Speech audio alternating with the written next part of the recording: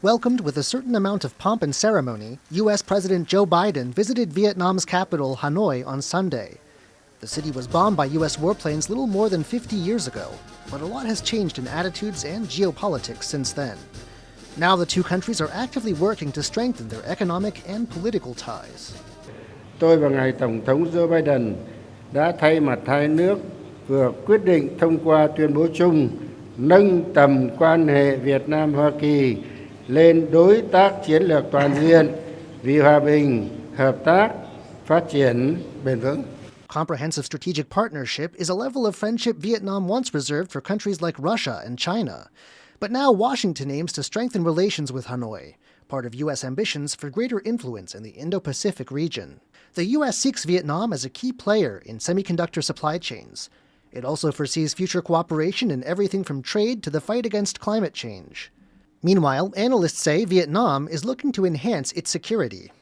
Though China plays a big role in Vietnam's economy, the two countries have locked horns multiple times in the past, particularly over rival claims in the South China Sea. Vietnam is trying to push in ties to the United States because it's really in need of economic security.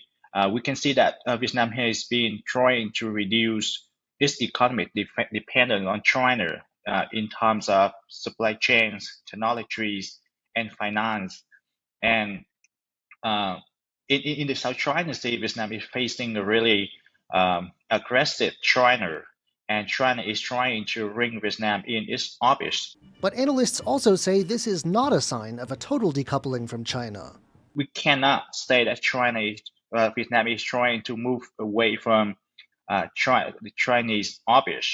Instead, Vietnam is trying to maintain a policy of multilateral engagement, especially with great powers in the Indo-Pacific. Those powers include South Korea, which Vietnam has also forged closer ties with, plus Japan and Australia. And President Biden has also said repeatedly that improving ties with Vietnam isn't part of a U.S. plan to isolate China.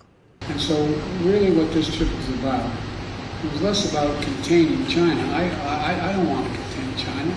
I just want to make sure we have a relationship with China that is on the up and up, squared away. Everybody knows what it's all about. We're not looking to hurt China, sincerely. We're all better off if China does well. But whether these words reassure Beijing with its own ambitions in the region around Vietnam is another matter. Joseph Wu and John Van Trieste for TaiwanPlus.